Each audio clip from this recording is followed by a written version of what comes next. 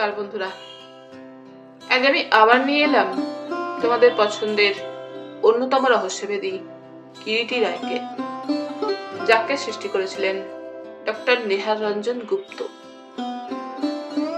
যিনি জন্মগ্রহণ করেছিলেন 1911 সালের 6ই জুন এবং তার মহাপ্রয়াণ ঘটে 1986 সালের 20শে ফেব্রুয়ারি। আজ আমার সংগৃহীত বইটির প্রকাশনার দায়িত্বে ছিলেন অমর সাহিত্য প্রকাশন।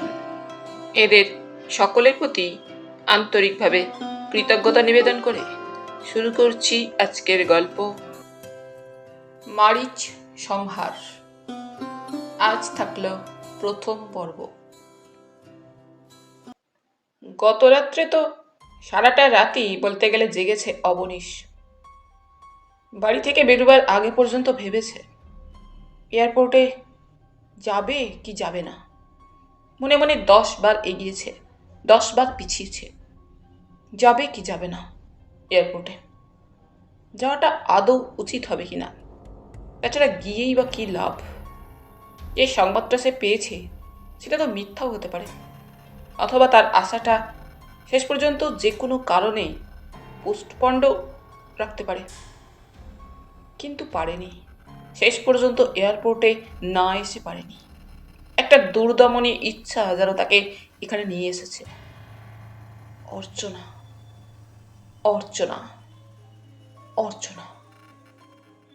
দেখা হলে একটিবার আজ শুধু তাকে একটি কথাই জিজ্ঞাসা করবে, তুমি তো একদিন অর্চনা আমাকে ভালোবেসেই বিবাহ করছিলে, তবে এমন করে হঠাৎ চলে গেলে কেন? আর গেলেই যদি তো আমাকে পূর্বাহ্নে সে কথাটা জানতে অন্তত দিলে না কেন? তুমি কি ভেবেছিলে আমি তোমায় যেতে বাধা দেব? তাহলে বলবো ভুল, তুমি ভুল করেছিলে অর্চনা। বাধা তোমায় অবনীশ দিত না। অবনীশ কি জানে না, জোর জবরদস্তি করে দখল সাব্যস্ত করতে চাইলেই সেটা সাব্যস্ত করা যায় না, সেটা কোনোদিনই সম্ভব হয় না। জোর করে হয়তো তোমার দেহটার ওপরে অধিকার প্রতিষ্ঠিত করা যেতে পারে, কিন্তু মন, তোমার মন অর্চনা, সেখানে অবনীশ কেমন করে হাত বাড়াতো? কখন একসময় গাড়িটা এয়ারপোর্টে পৌঁছে গিয়েছে অবনীশ জানতেও পারেনি। ড্রাইভার বললে, এসে গিয়েছি স্যার। ড্রাইভার নেমে গাড়ির দরজাটা খুলে দিল। অবনীশ গাড়ির ভিতর থেকে বের হয়ে এলো লাঠিতে ভর দিয়ে। তারপর ডান পাটা সামান্য টেনে টেনে টিকিট কাউন্টারের সামনে গিয়ে দাঁড়ালো। একটা টিকিট নিয়ে অবনীশ কাচের দরজা পথে লাউঞ্জে প্রবেশ করল।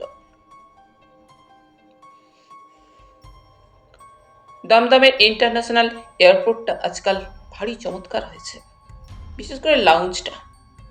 তবে হলে কি হবে, যে একটা বিদেশি প্রতিষ্ঠান ছাড়া অন্যান্য বিদেশি প্রতিষ্ঠান তাদের পাত্তারি গুটিয়ে নিয়েছে দমদম এয়ারপোর্ট থেকে। অবনীশের পঙ্গু পাটা টনটন করছিল ব্যথায়। এদিক ওদিক তাকালো অবনীশ, যদি একটা বসবার জায়গা পাওয়া যায়। অনেকদিন পরে আজ অবনীশ এয়ারপোর্টে এলো। এখানে আসার তার দরকারও হয় না, আসেও না। এয়ারপোর্টই বা কেন, বাড়ি, ফ্যাক্টরি আর অফিস ছাড়া অবনীশ আজকাল কোথাও বড় একটা যাই না। অর্চনা থাকতে এখানে ওখানে যেত মধ্যে মধ্যে, কিন্তু অর্চনা চলে যাওয়ার পর সব বন্ধ হয়ে গিয়েছে। এদিক ওদিক তাকিয়ে দেখল অবনীশ, লাউঞ্জে আজ বেশ ভিড়।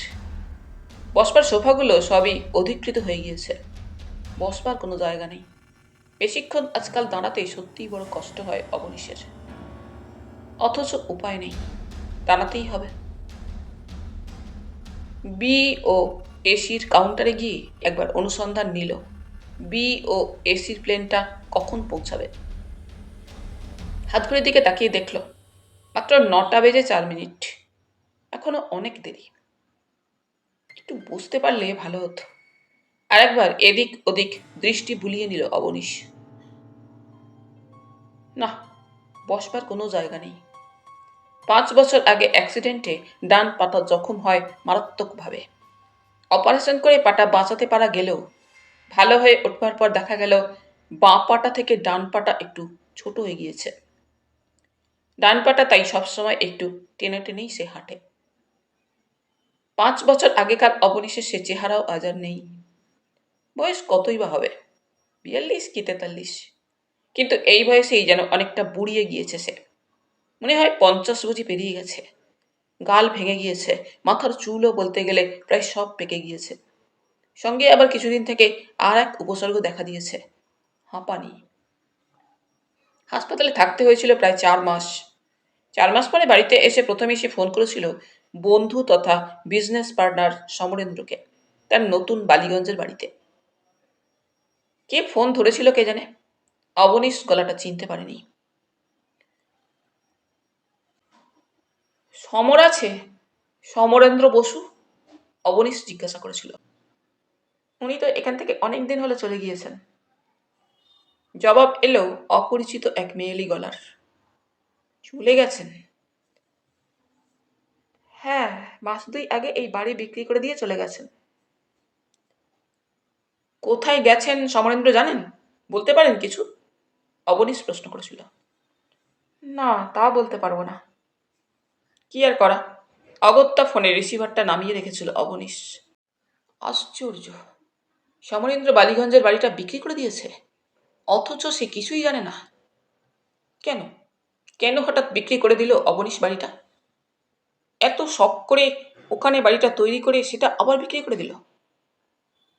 বাড়ি বিক্রি করে তবে কি সে অন্য কোথাও বাড়ি কিনেছে? তখনও অবনীশ জানতে পারেনি সমরেন্দ্র বাড়ি বিক্রি করে একেবারে এ দেশ ছেড়েই চলে গিয়েছে। তারপর সমরেন্দ্রর কত অনুসন্ধান করেছে অবনীশ, কিন্তু কোনো সন্ধানই পায়নি তার। শেষটাতে হয়তো সে কতকটা হতাশ হয়ে অনুসন্ধান থেকে বিরত হয়েছিল। অবনীশ ঘড়ির দিকে তাকালো।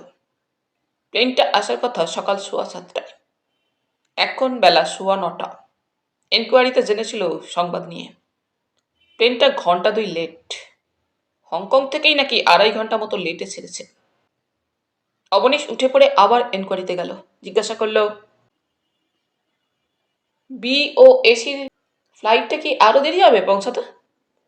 এনকোয়ারির ভদ্রলোক বললেন, আরো ঘন্টাখানেক লাগবে দমদমে পৌঁছতে। সংবাদ এসেছে নাকি কিছুক্ষণ আগে। অবনীশ আবার ফিরে এসে বসল নিজের আসনে। সমরেন্দ্র যে ইংল্যান্ড চলে গিয়েছে সেই সংবাদটা অনেকদিন জানতে পারেনি অবনীশ।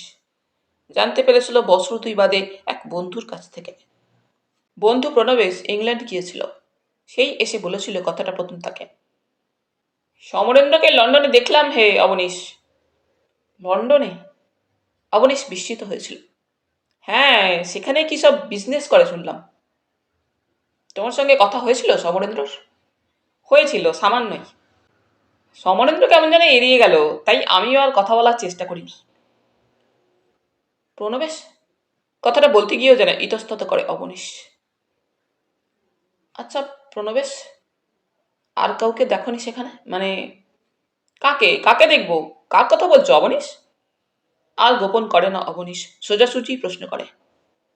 অর্চনাকে? অর্চনাকে দেখলে না? তোমার স্ত্রী অর্চনা? হ্যাঁ। অবনীশের স্ত্রী অর্চনা যে অবনীশকে ছেড়ে চলে গিয়েছে সেই সংবাদ প্রণবেশ ইংল্যান্ডে বসেই শুনেছিল, কিন্তু সে জানত না অর্চনা অবনীশকে ছেড়ে সমরেন্দ্রের কাছে গিয়েছে।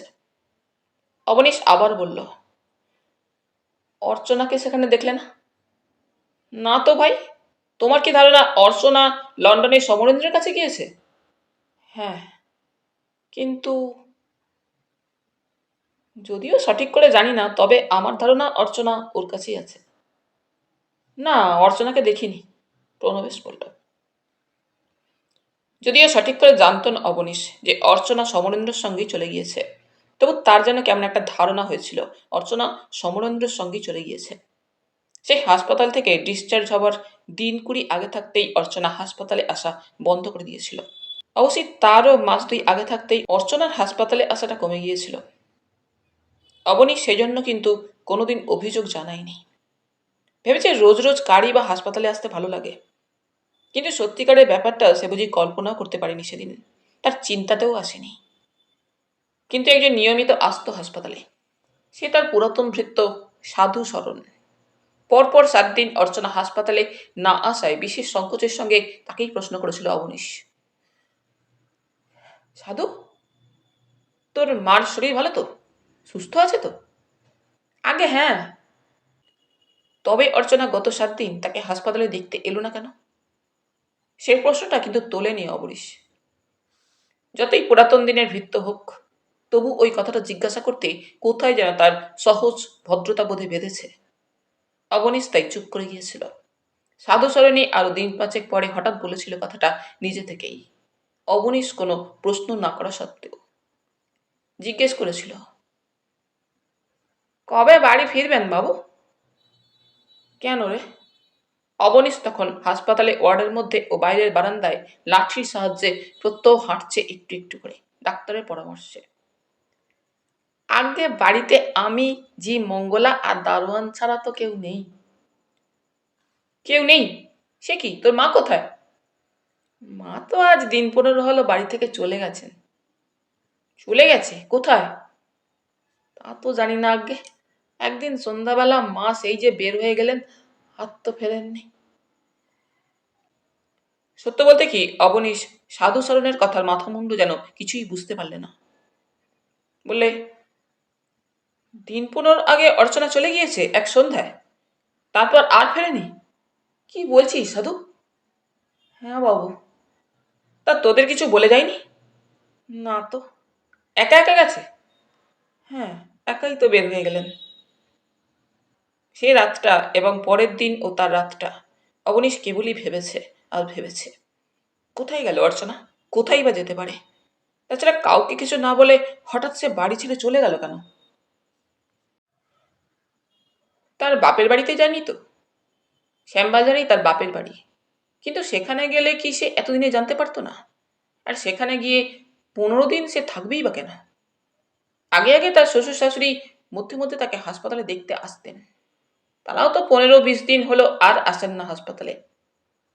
তার পরদিনই হাসপাতাল থেকে ডিসচার্জ নিয়ে অবনীশ গৃহে চলে এলো। বাগবাজার অঞ্চলেই তার বাড়ি, নিজস্ব পৈতৃক বাড়ি। ট্যাক্সি করেই হাসপাতাল থেকে বাড়িতে এসেছিল অবনীশ, কারণ সাধু সরণের মুখেই শুনেছিল সে ড্রাইভার রামপীড়িতকে 1 মাসের ছুটি দিয়েছিল অর্চনা, তার যাবার দিন 2 আগে। 3 তলা বাড়িটা। নিচের তলায় তার বিজনেসের অফিস ঘর, দোতলায় থাকতো তারা স্বামী স্ত্রী। 3 তলাটা খালিই পড়েছিল। ভাড়া দেওয়া যেত অনায়াসেই, কিন্তু অবনীশ ভাড়া দেয়নি। ভাড়া দেওয়ার কথা তার কখনো মনেও হয়নি। অফিস ঘরের মধ্যে জনদশেক কর্মচারী কাজ করছিল। অবনীশ ঘরে ঢুকল না, ধীরে ধীরে লাঠির সাহায্যে সোজা দোতলায় উঠে গেল সিঁড়ি বেয়ে।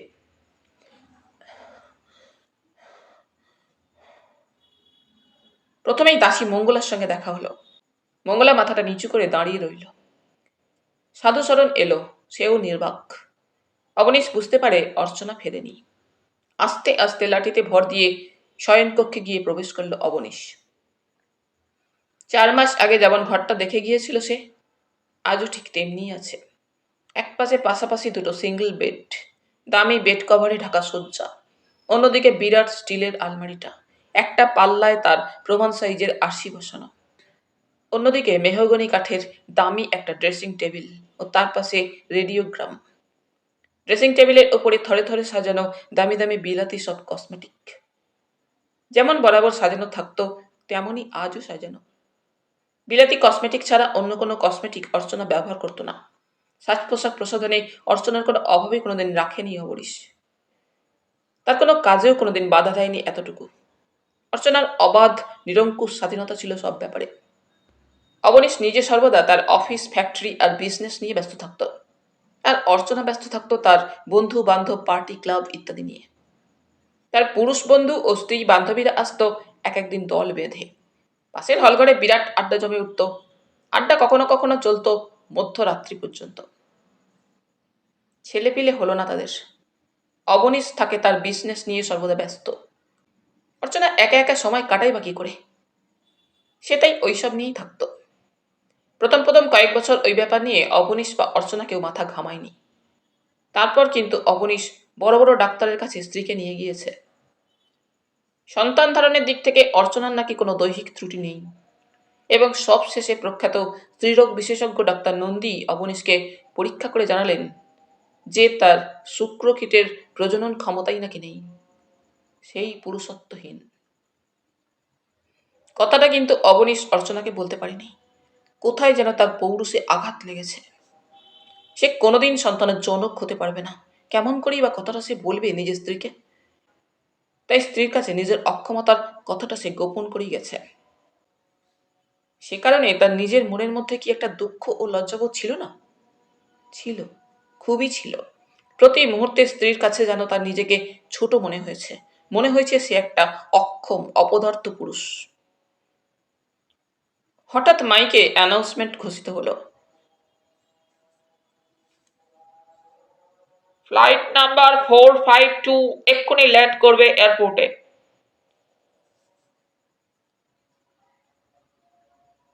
লাঠিতে ভর দিয়ে উঠে দাঁড়ালো অবনীশ। সমরেন্দ্র আসছে। দীর্ঘ 5 বছর বাদে সমরেন্দ্র কলকাতায় ফিরে আসছে। চিনতে পারবে তো সে সমরেন্দ্রকে? কেন পারবে না, নিশ্চয়ই পারবে। 5টা বছর তো সামান্য। 30 বছর পরে এলেও বোধহয় চিনতে পারতো সে সমরেন্দ্রকে। তার অনেক কালের বন্ধু, বিজনেস পার্টনার। অর্চনা? অর্চনাও কি আসছে তার সঙ্গে? নিশ্চয়ই আসছে, কারণ অর্চনা তো তারই সঙ্গে একদিন পালিয়ে গিয়েছিল। সে বিষয়ে অবনীশ স্থির নিশ্চিত। অবনীশ এক দৃষ্টে চেয়ে থাকে লাউঞ্জের মেইন গেটের দিকে। প্লেন থেকে নেমে যে গেট দিয়ে যাত্রীরা টারমার্ক অতিক্রম করে লাউঞ্জে এসে প্রবেশ করবে। সমরেন্দ্র হয়তো তাকে দেখলেই চিনে ফেলবে, আর অর্চনা চিনবেই। অবনীশ একপাশে ভিড়ের আড়ালে নিজেকে সরিয়ে নিল, আত্মগোপন করল। মাত্র মাসখানেক আগে বন্ধু প্রণবেশ তাকে ইংল্যান্ড থেকে চিঠি দিয়ে জানিয়েছিল যে সে সংবাদ পেয়েছে অর্চনা নাকি সমরেন্দ্রের কাছেই আছে, এবং সমরেন্দ্র নাকি কিছুদিনের জন্য ইন্ডিয়াতে যাচ্ছে। কথাটা নাকি সে অন্য এক সোর্স থেকে জানতে পেরেছে। সমরেন্দ্র যখন আসছে, অর্চনাও নিশ্চয়ই আসছে। সে কি আর আসবে না? এক এক করে যাত্রীরা লাউঞ্জে প্রবেশ করল। প্রত্যেকের মুখের দিকে সতৃষ্ণ দৃষ্টিতে তাকায় অবনীশ। সমরেন্দ্র? সমরেন্দ্র কি আসেনি?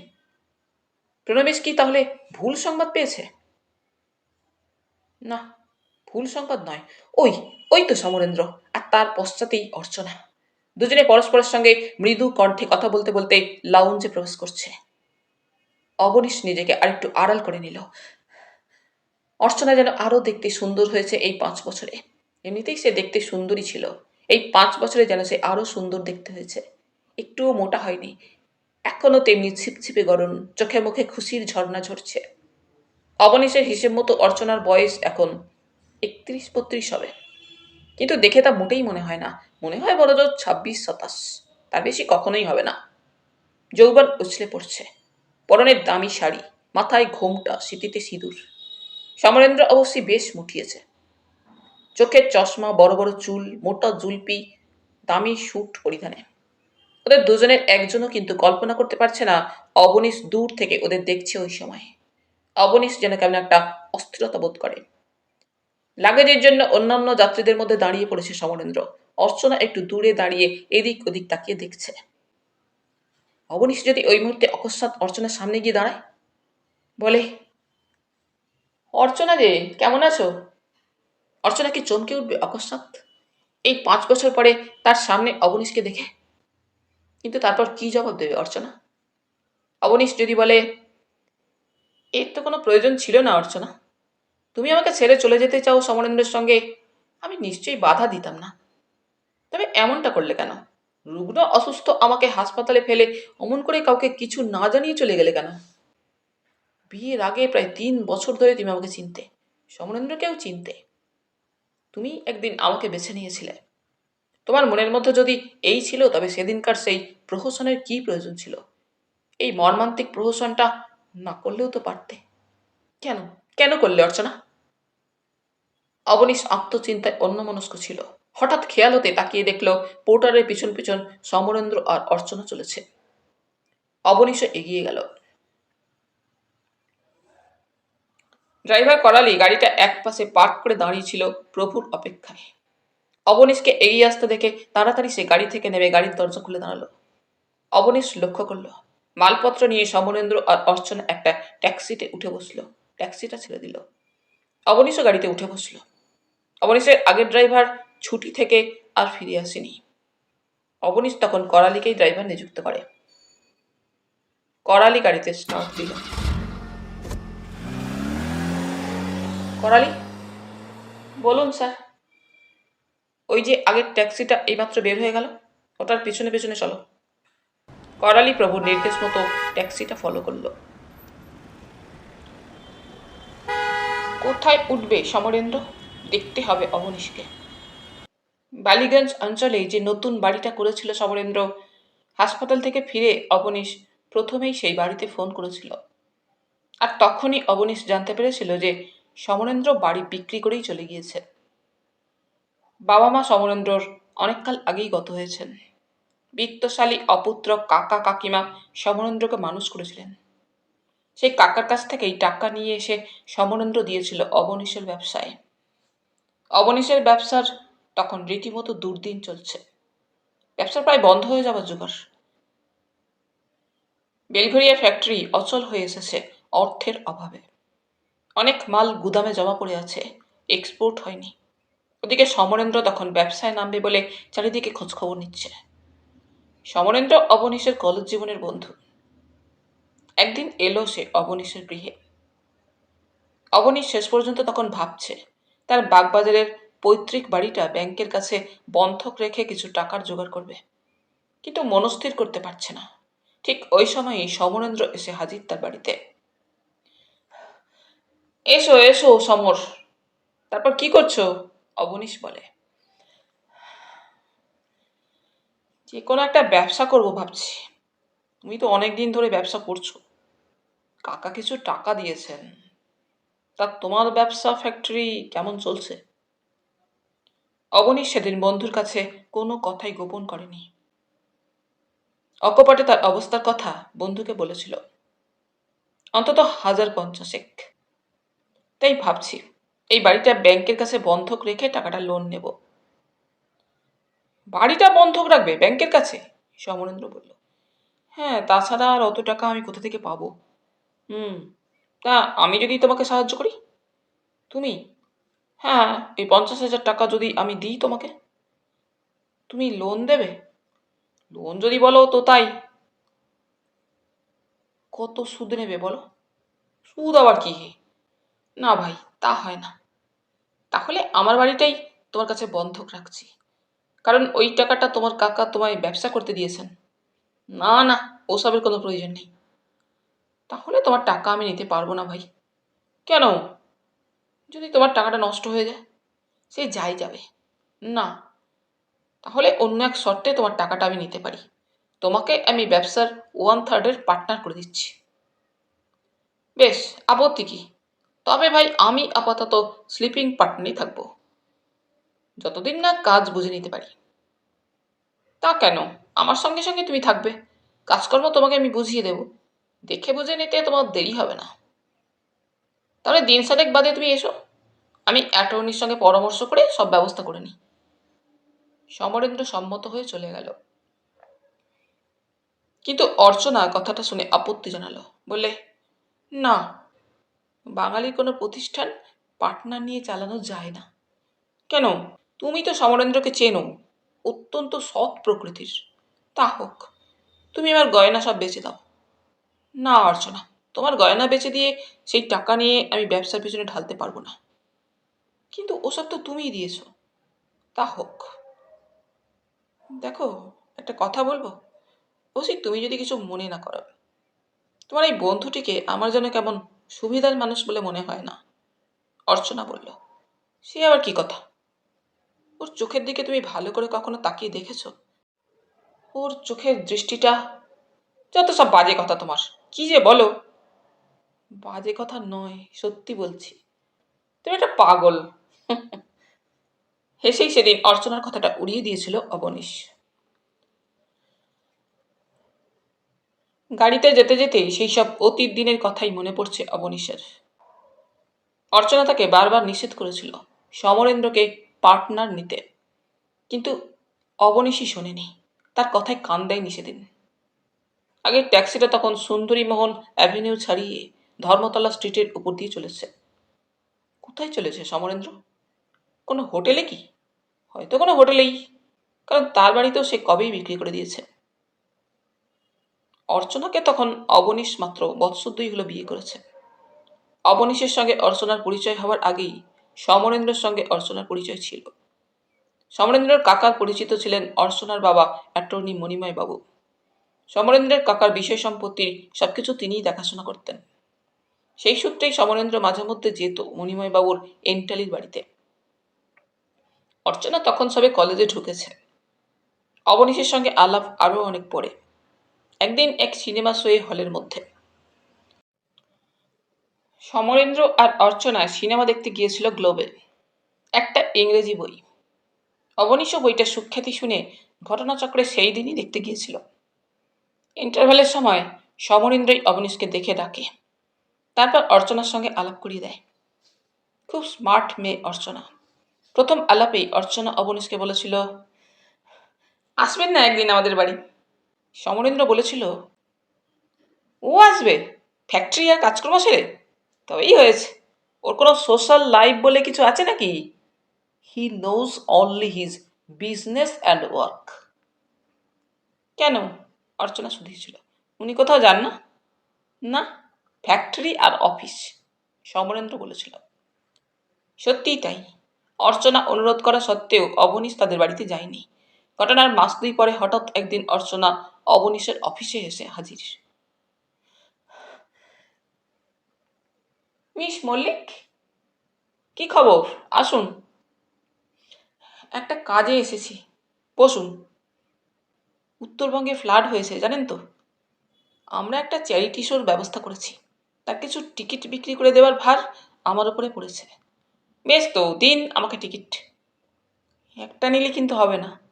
তাহলে? একটা বই নিতে হবে। ঠিক আছে, একটা বইয়ে কটা টিকিট আছে? 20টা, 100 টাকার টিকিট। দিন বইটা। 2000 টাকার একটা চেক লিখে দিয়ে সবগুলো টিকিটই নিয়ে নিয়েছিল সেদিন অবনীশ অর্চনার কাছ থেকে।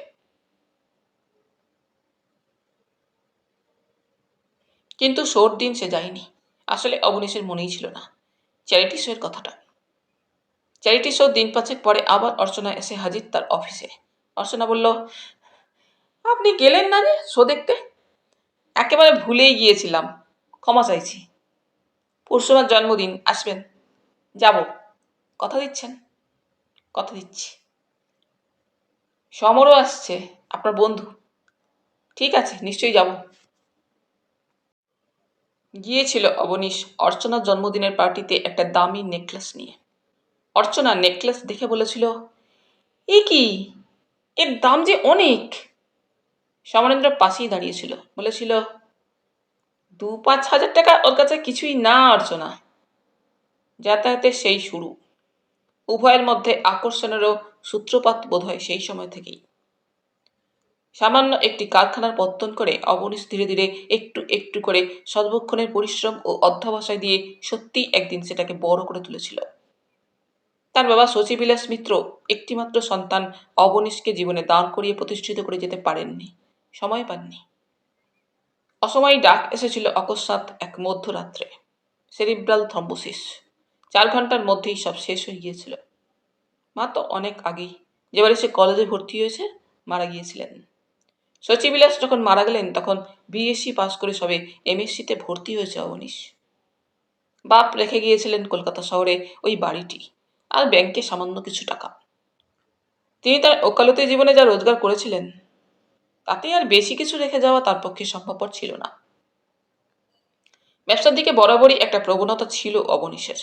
তাই বাপের মৃত্যুর কয়েক মাস পরেই পড়াশোনায় ইস্তফা দিয়ে কলকাতায় আমহার্স্ট স্ট্রিট অঞ্চলে ছোট একটি ওয়ার্কশপের পত্তন করল সে।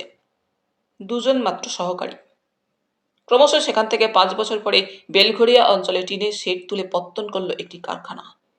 2 বিঘা জমি লিজ নিয়ে সেখানে ধারে মেশিন কিনে কারখানা বড় করল। অর্চনা সেসব কিছুই জানত না। জানত তার বন্ধু সমরেন্দ্র। সে তখন ধনী কাকার আশ্রয় থেকে বিএসসি পাস করে এখানে ওখানে আড্ডা দিয়ে বেড়াচ্ছে। নিত্য গড়ের মাঠে খেলা দেখছে আর সিনেমা দেখছে। কাকা তার ভ্রাতুষ্পুত্রটিকে সন্তানাধিক স্নেহ করতেন। তিনি চেষ্টায় ভাইপোকে কিছু একটা ব্যবসাপত্র গড়ে তুলবার জন্য উৎসাহিত করেন। কারণ সমরেন্দ্রের চালচলন দেখে তার কেমন একটা ধারণা হয়েছিল যে তার মৃত্যুর পর সমরেন্দ্র সবকিছু নষ্ট করে ফেলবে। তিনি বেঁচে থাকতে থাকতেই যদি সে নিজে থেকে কিছু একটা গড়ে তুলতে পারে তাহলে হয়তো সে মানুষ হয়ে উঠতে পারবে একদিন। আর তখন তার এত কষ্টের গড়া প্রতিষ্ঠান তার হাতে গেলেও ভয়ের কিছু থাকবে না।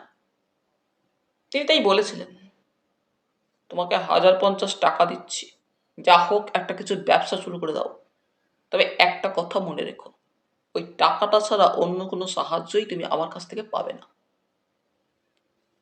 কাকার কথা যে মিথ্যে হবার নয় সমরেন্দ্র জানত।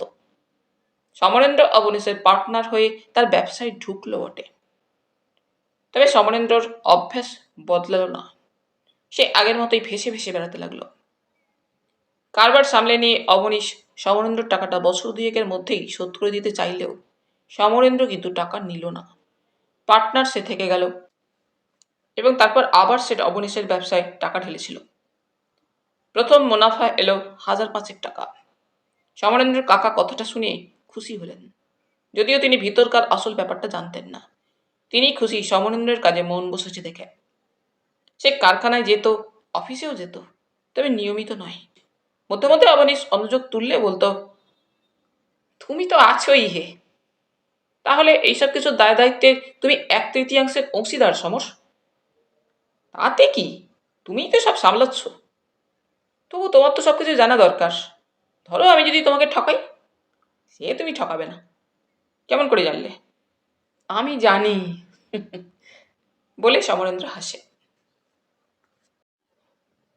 অবনীশ নিজের গাড়িতে বসেই দেখল আগের ট্যাক্সিটা চৌরঙ্গির ওপর একটা নামকরা 5 স্টার হোটেলের সামনে এসে দাঁড়ালো শেষ পর্যন্ত। সমরেন্দ্র তাহলে হোটেলেই থাকছে, অবনীশ ভাবল। করালি বলল, হোটেলের সামনে গাড়ি নিয়ে যাবো স্যার? না, বাড়ি চলো। করালি গাড়ি ঘুরিয়ে নিল। কিছুক্ষণের মধ্যেই বাগবাজারে আবার গাড়ি ফিরে এলো। গাড়ি থেকে নামতে নামতে অবনীশ বললে, আজ আর কারখানায় যাবো না করালি। করালি বিস্মিত হলো, কারণ তার বাবু প্রতিদিন নিয়মিত কারখানা যায়। নিচের তলায় অফিসে কর্মচারীরা কাজে ব্যস্ত, সেদিকে তাকালেও না অবনীশ। নিজেকে যেন কেমন ক্লান্ত মনে হচ্ছিল ওই মুহূর্তে। সোজা উপরে চলে গেল অবনীশ। অর্চনা চলে যাবার পর সেই যে প্রথম দিনটিতে হাসপাতাল থেকে এসে অবনীশ নিজেদের শয়নকক্ষে ঢুকেছিল, আর সে ঘরে প্রবেশ করেনি এই 5 বছরে। পাশের ঘরটাতেই সে তার থাকবার ব্যবস্থা করে নিয়েছিল। অর্চনার প্রত্যহের হাজারো স্মৃতিচিহ্ন ওই ঘরে সবকিছুর মধ্যে ছড়িয়ে আছে। ওই ঘরে ঢোকা মানেই নতুন করে আবার অর্চনার চিন্তা। থাক, তার আর প্রয়োজন নেই। কিন্তু পাশের ঘরে থাকলেও সাধু শরণকে বলে দিয়েছিল অবনীশ ঘরটা পরিষ্কার রাখতে সর্বদা। মঙ্গলার ওপরেও সে নির্দেশ ছিল অবনীশের। যেমনটি নির্দেশ দিয়েছিল সাধুচরণ আর মঙ্গলাকে, এই 5 বছর ধরে তারা তা পালন করে এসেছে যথারীতি। ওরা মধ্যে মধ্যে বলা বলি করতো নিজেদের মধ্যে। বাবু এখনো গিন্নিমাকে ভুলতে পারেননি সাধু, মঙ্গলা বলতো। সাধুচরণ বলতো, পুরুষ জাত তো সহজে ভুলে না, বুঝলি, ভুলে মেয়েরাই। মেয়ে জাতটাই ওই রকম। দেখ, বাজে কথা বলিস না সাধু, সব মেয়েই সমান হয় না। মঙ্গলা ঝেঁঝে উঠত। হয় না, এমনিভাবে একটা মানুষকে ফেলে কেউ চলে যায়? সাধুচরণ বলতো। বাবু সব বাড়াবাড়ি, মঙ্গলা বলতো। বাড়াবাড়ি কিসের আবার শুনি? তা নাই তো কি, অমন একটা মেয়ে ছেলে চলে গেছে, ভালোই হয়েছে। বাবু অনায়াসে আবার একটা বিয়ে করতে পারে। কেন, আবার তাহলে তারও পালাবার সুবিধা হতো, তাই না? তা নয় রে, তা নয়। তোর কথাই ঠিক মঙ্গলা, মাকে বাবু এখনো ভুলতে পারেননি। কথাটা একদিন অবনীশেরও কানে গিয়েছিল। সে ভেবেছে, সত্যিই কি সে ভুলতে পারেনি আজ অর্চনাকে? কিন্তু তাই যদি হয় তো কেন, কেন সে আজও ভুলতে পারছে না অর্চনাকে? কেন তার ঘর আজও সে সাজিয়ে রাখে? কেন আজও প্রতি মাসে অর্চনার সেভিংস অ্যাকাউন্টে নিয়মিত টাকা জমা দিয়ে আসে? নাকি সে আশা করে এখনো অর্চনা আবার হয়তো একদিন ফিরে আসবে, ফিরে এসে তার সামনে দাঁড়িয়ে বলবে, আমি এসেছি। প্রথম প্রথম ওই দুরাশার অসম্ভবের স্বপ্নই দেখেছে অবনীশ। কিন্তু যখন বছরের পর বছর গড়িয়ে যেতে লাগলো, অর্চনা ফিরে এলো না। তখনও কেন সে তার ঘর সাজিয়ে রেখেছে? কেন টাকা জমা দিয়েছে তার নামে ব্যাংকে? এ কি অহেতুক কাঙালপনা? দুঃসহ এক লজ্জার গ্লানি বহন? আজ ঠিক 5 বছর পরে অর্চনার ঘরের ভেজানো দরজা, যেটা সর্বদা ভেজানোই থাকতো, সেটা ঠেলে খুলে ঘরের ভিতরে পা দিল অবনীশ। মনে হলে যেন যেমন সে একদিন অফিস ফ্যাক্টরি থেকে এসে ওই ঘরে ঢুকতো, আজও তেমনি ঢুকেছে। অর্চনা এইমাত্র ওই ড্রেসিং টেবিলটার সামনে ছোট্ট কুশনটার ওপর বসে পাউডারের পাপটা মুখে ঘুষছিল। অবনীশের মনে হয় কোথাও যাওয়ার আগে অর্চনা যেমন প্রশোধন করত, তেমনি যেন একটু আগে প্রশোধন করে ঘর থেকে বের হয়ে গিয়েছে সে। 1 ঘন্টা, 2 ঘন্টা বা 3 ঘন্টা বাদে আবার ফিরে আসবে, কিংবা হয়তো এই মুহূর্তেই এসে ঢুকতে পারে ঘরে। ঘরে ঢুকে বলবে, তুমি তুমি কখন এলে? আমি একটু বের হয়েছিলাম। অনেকদিন এমনটি ঘটেছে, কিন্তু কখনো অবনীশ প্রশ্ন করেনি কোথায় গিয়েছিলে, এত দেরি হলো কেন ফিরতে। বিবাহের পর প্রথম প্রথম অনুযোগ করেছে অবনীশের সঙ্গে সে কোথাও বের হতে পায় না। অবনীশের দিবারাত্রি কেবল কাজ আর কাজ, ব্যবসা আর ব্যবসা। মনে মনে সংকল্প করেছে অবনীশ অর্চনাকে নিয়ে একবার সে বেরোবে, কিন্তু সময় হয়নি তার কখনো। কোনো আত্মীয় স্বজনের বাড়িতেও যায়নি। অর্চনা লৌকিকতা একাই করেছে। অবনীশ আরও ভেবেছে তাদের একটি সন্তান হলে তাকে নিয়েই হয়তো অর্চনা ব্যস্ত থাকতে পারত, তখন আর তার নিজেকে একা মনে হবে না। কিন্তু 4 বছর গড়িয়ে গেল, তাদের সন্তান হলো না। তখন অর্চনারই গরজে অবনীশ তাকে ডাক্তারের কাছে নিয়ে যায়। এক এক করে যত নামকরা স্পেশালিস্ট কলকাতা শহরে ছিল সকলের কাছেই গেল। সবারই ওই এক কথা, কোনো অ্যাবনর্মালিটি নেই অর্চনার দেহ অভ্যন্তরে, সন্তান ধারণের সম্পূর্ণ উপযোগী সে। অবশেষে ডক্টর নন্দী কথাটা বললেন, আপনার সিমেন্ট পরীক্ষা করুন মিস্টার মিত্র।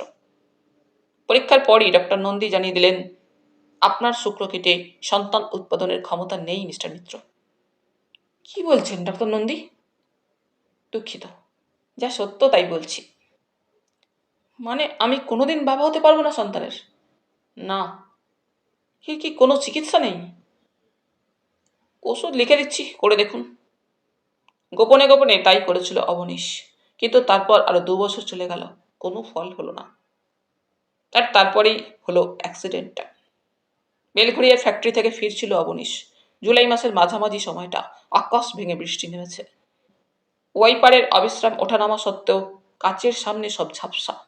হঠাৎ সামনে একটা ট্রাকের তীব্র হেডলাইটের আলো চোখ ঝলসে দিল।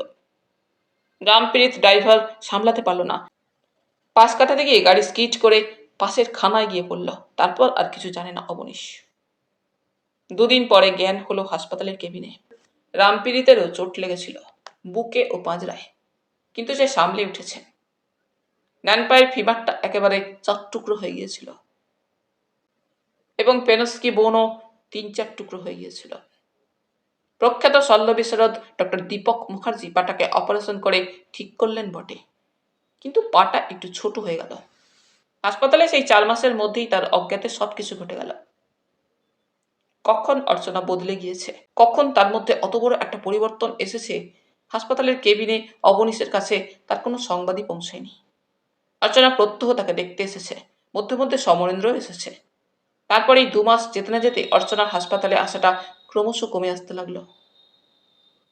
প্রথম 1 দিন 2 দিন পরে আসতে লাগলো অর্চনা, তারপর 5-7 দিন একাদিক্রমে দেখা নেই। কিন্তু তাহলেও অর্চনাকে কোনো প্রশ্ন করেনি অবনীশ। দুজনের মধ্যে কথাবার্তাও সংক্ষিপ্ত হয়ে এসেছিল। কেমন আছো? অর্চনা বলতো। অবনীশ বলতো, ভালো। আচ্ছা অর্চনা, একা একা তোমার খুব অসুবিধা হচ্ছে না? না, অসুবিধা আবার কি? তুমি না বললেও অসুবিধা হচ্ছে আমি জানি। কবে যে এখান থেকে মুক্তি পাবো? মুক্তি অনেক আগেই পেত অবনীশ, মাস 1.5 বা 2 মধ্যেই হয়তো।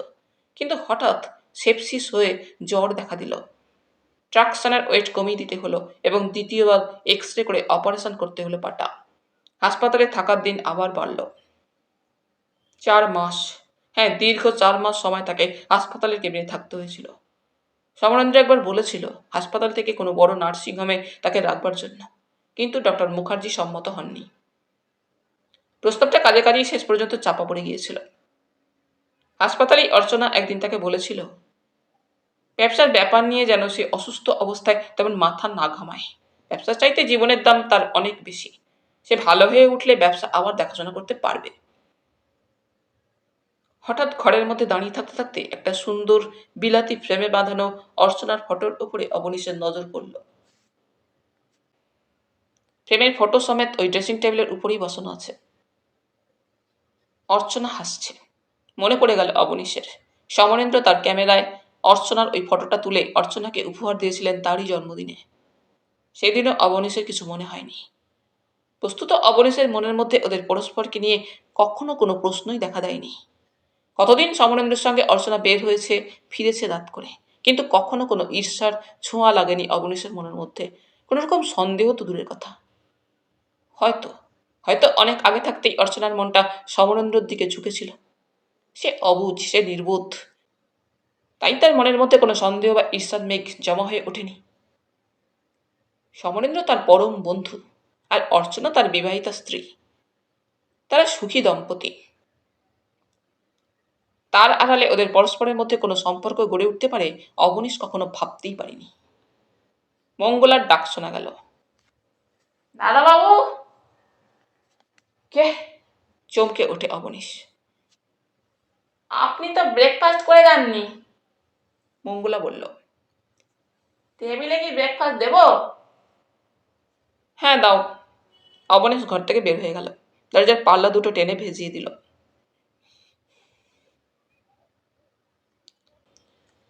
সেদিনটা বাড়ি থেকেই আর বেরোল না অবনীশ। অফিস বা ফ্যাক্টরি কোথাও গেল না। অনেকদিন পরে কেমন যেন একটা শূন্যতা তার চারপাশে জমা হয়ে উঠতে থাকে। ব্যবসা তার আরো বড় হয়েছে এই 5 বৎসরে। বাৎসরিক মুনাফা আরো অনেক বৃদ্ধি পেয়েছে।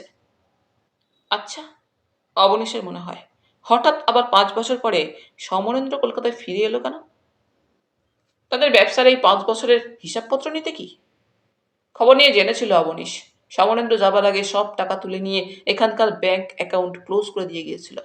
কিন্তু ব্যবসার সঙ্গে তার সম্পর্কের আর 1/3 শেয়ারের ব্যাপারটার কোনো মীমাংসা হয়নি। কোনো মীমাংসা করে যায়নি। সেটা যেমন ছিল আজও তেমনি আছে। অবনীশ অবশ্যই তার শেয়ারের টাকা আলাদা ব্যাংকে তারই নামে এই 5 বছর ধরে গচ্ছিত রেখে এসেছে। তবে কি ব্যবসার ব্যাপারেই একটা হেস্তনেস্ত করার জন্য সমরেন্দ্র আজ আবার 5 বছর বাদে কলকাতায় এসেছে? বৎসরখানেক আগে তার কাকার মৃত্যু হয়েছে। তিনি একটি কানাকড়িও সমরেন্দ্রকে দিয়ে যাননি। সব রামকৃষ্ণ মিশনে উইল করে দান করে গিয়েছেন। তারও ধারণা হয়েছিল সমরেন্দ্র অর্চনাকে নিয়েই বিদেশে পাড়ি জমিয়েছে। হিসাবপত্রের মধ্যে কোথাও কোনো গোলমাল নেই। সমরেন্দ্র যদি আজ এসে তার কাছে হিসাব দাবি করে, সবই সে পাবে। সেদিনটা অবনীশ বেরোল না, পরের দিনও না। অফিসের সেক্রেটারি প্রিয়রঞ্জন বাবু পরের দিন দ্বিপ্রহরে এলেন দেখা করতে। স্যার, আপনার শরীরটা কি খারাপ? না না। তবে আজ 2 দিন থেকে অফিসে যাচ্ছেন না? অনেকদিন বিশ্রাম নিই না, তাই কটা দিন একটু বিশ্রাম নিচ্ছি। তা যান না স্যার, কটা দিন বাইরে থেকে একটু ঘুরে আসুন না। তাই যাবো ভাবছি। সত্যি অবনীশের কলকাতা আর একটুও ভালো লাগছিল না। সে চায় না সমরেন্দ্রের মুখোমুখি হতে। সমরেন্দ্রের সঙ্গে তার আর দেখা না হওয়াই ভালো। অবনীশ প্রিয়রঞ্জনকে বলে দিয়েছিল, অফিস সংক্রান্ত কোনো ব্যাপারে প্রয়োজন হলে যেন সে তাকে বাড়িতে ফোন করে। দ্বিতীয় দিন সন্ধ্যার পর অবনীশ তার ঘরের মধ্যে একটা আরাম কেদারার উপরে চুপচাপ চোখ বুজে পড়েছিল। বাইরে অন্ধকার ঘন হয়ে নেমেছে। হঠাৎ ঘরের কোণে ফোনটা বেজে উঠল। অনেকক্ষণ ধরে রিং হবার পর অবনীশ উঠে গিয়ে ফোনের রিসিভারটা তুলে নিল।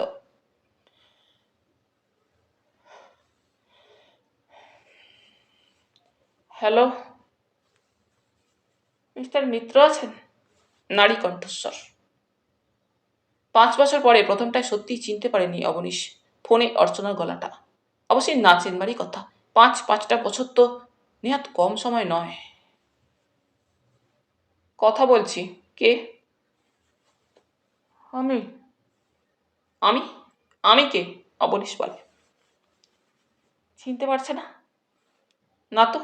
কে আপনি? কি নাম? কোথা থেকে কথা বলছেন? আমি? সত্যিই চিনতে পারছে না? সহসা অবনীশের সমস্ত অনুভূতিটা যেন একেবারে পাথর হয়ে যায়। অর্চনা? অর্চনা তাকে ফোন করছে? কি হলো, চুপ করে আছে কেন? আমি অর্চনা কথা বলছি। অবনীশের তখন মনে হয়েছিল, কি দুঃসাহস মেয়েটার, তাকে ফোন করেছে। অবনীশের সমস্ত শরীরটা যেন একেবারে কাঠ হয়ে যায়। নির্লজ্জতারও বুঝি একটা সীমা আছে, কিন্তু এই মেয়ে মানুষটির কি তাও নেই? চুপ করে আছে কেন? কথা বলছে না কেন? আমি অর্চনা, চিনতে পারছো না আমাকে? অবনীশ পাথরের মতো দাঁড়িয়ে আছে রিসিভারটা হাতে ধরে। অবনীশ? আবার অর্চনার গলা শোনা গেল। কি বলো? তোমার সঙ্গে একবার আমার কি দেখা হতে পারে? কেন? অবনীশ শুধাল। তোমার সঙ্গে একটিবার দেখা করতে চাই অবনীশ। কেন?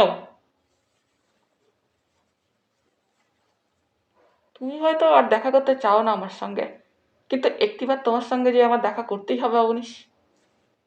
কিছু প্রয়োজন আছে কি? আছে বলেই তো বলছি। বেশ, চলে আসতে পারো যদি এ বাড়িটা না ভুলে গিয়ে থাকো। না না। কি না? তোমার বাড়িতে আমি যেতে পারবো না। অন্যত্র কোথাও দেখা হতে পারে? বলো। তোমাকে অবশ্যই এই হোটেলেও আমি আসতে বলবো না। অর্চনার গলার স্বরটা যেন অবনীশের মনে হয় একান্ত স্বাভাবিক। গলার স্বরের মধ্যে কোথাও কোনো দ্বিধা বা এতটুকু কোনো সংকোচ নেই। আমার পক্ষে কোথাও যাওয়া সম্ভব নয়, অবনীশ বলল শান্ত গলায়। জানি তুমি খুব ব্যস্ত মানুষ, তবু যদি ঘন্টাখানেক কি আধ ঘন্টা সময় দাও। না, আমার সময় হবে না কারোর সঙ্গে দেখা করবার। এবার অবনীশ গম্ভীর হয়ে বলল। কাল সন্ধ্যার সময় যদি ভিক্টোরিয়ার সামনের গেটটার কাছে আমি অপেক্ষা করি, ঠিক সন্ধ্যা 7টায়। অবনীশ নীরব। তাহলে এসো আগামীকাল, সেই কথাই রইল। এসো কিন্তু, আমি তোমার অপেক্ষায় থাকবো। কেন যেন আর অবনীশ না বলতে পারল না। ফোনের রিসিভারটা নামিয়ে রাখল। কি নির্লজ্জ মেয়ে মানুষ! এত কাণ্ডের পরও সে আবার তার সঙ্গে দেখা করতে চায়, দেখা করার মতো দুঃসাহস রাখে। কি চাই অর্চনা আজ আবার তার কাছে? ডিভোর্স নয় তো, 5 বছরের সেপারেশন, তারপর ডিভোর্স। তো সে কথাটা তো অর্চনা ফোনেই বলতে পারত। কালই সে একটা চিঠি লিখে পাঠিয়ে দিতে পারত। তার জন্য তার সঙ্গে দেখা করার কি প্রয়োজন? অবনীশ মনে মনে প্রতিজ্ঞা করে সে যাবে না, কিছুতেই যাবে না। কোনো সম্পর্কই তো আজ তার নেই অর্চনার সঙ্গে। তবে না, সে যাবে না। দুদিন পরে সেদিন অবনীশ অফিসে বেরোলো। গতকাল সারাটা রাত সে ভেবেছে। আশ্চর্য, অর্চনার কথাই সে ভেবেছে। তাদের বিবাহিত জীবনের দীর্ঘ 6 বছরের খুঁটিনাটি সব কথা। এবং ভেবেছে সত্যি সত্যিই কেন সেদিন অর্চনা অমন করে চলে গিয়েছিল সমরেন্দ্রের সঙ্গে। বিবাহিত জীবনের দীর্ঘ 6 বছর একত্রে থাকার পরেও অর্চনা কেন চলে গিয়েছিল? কিসের লোভে, কিসের আকর্ষণে? টাকা কড়ি, মান, সম্ভ্রম, প্রতিষ্ঠা সবই তো অর্চনা পেয়েছিল তার কাছে। তবে কেন সে চলে গেল? হঠাৎ মনে হয় অবনীশের, তবে কি সে তাকে সন্তান দিতে পারল না বলেই? অর্চনা কি তার পুরুষত্বহীনতার কথাটা জানতে পেরেছিল? জানতে পেরেছিল যে সে কোনোদিনই তার গর্ভে সন্তানের জন্ম দিতে পারবে না? হয়তো তাই। নচেৎ তার ওইভাবে অকস্মাৎ চলে যাওয়ার পশ্চাতে কি কারণ থাকতে পারে? সব মেয়ে মানুষই হয়তো এই পৃথিবীতে মা হতে চায়। অর্চনাও তাই চেয়েছিল, কিন্তু সে তাকে সেই মাতৃত্বের গৌরব দিতে পারেনি। সে অক্ষম, কোনোদিনই জীবনে দিতে পারত না। কথাটা অবনীশ যতই ভাবে আজ নতুন করে, একটা গ্লানি, একটা লজ্জা যেন তাকে মুহ্যমান করে ফেলতে থাকে। একটা অপরাধ বোধ যেন তাকে দুর্বল করে ফেলতে থাকে। অফিসে এলেও কোনো কাজই করতে পারল না অবনীশ। অনেক কাজ জমা হয়েছিল টেবিলের উপরে, কিন্তু কোনো কাজই করতে পারল না সে। অফিস থেকে ফ্যাক্টরিতে গেল, সেখানেও সে অন্যমনস্কভাবে মেশিন ঘরের মধ্যে ঘুরে বেড়ালো কিছুক্ষণ। মনে হতে লাগলো অবনীশের, এই যে বিরাট যজ্ঞ সে পত্তন করেছে দীর্ঘদিনের অমানসিক পরিশ্রমে, এসব কেন? এর আর কি প্রয়োজন আছে তার জীবনে? এর সব কিছুর প্রয়োজন তো তার জীবনে কবেই ফুরিয়ে গিয়েছে। অত বড় বাড়িটা খাঁ খাঁ করছে, সর্বক্ষণ বিরাজ করছে যেন একটা পাষাণ স্তব্ধতা। এতকাল ধরে সে ব্যাংকে যে অর্থ সঞ্চয় করেছে, সে অর্থই বা কি কাজে লাগবে? পণ্ডশ্রম, পণ্ডশ্রমই করে গেছে সে জীবনের এতগুলো বছর। মেশিনের চাকার শব্দ যেন বলছে বারবার চিৎকার করে, এর কোনো মূল্য নেই, এই সব কিছু মিথ্যা, মিথ্যা, মিথ্যা।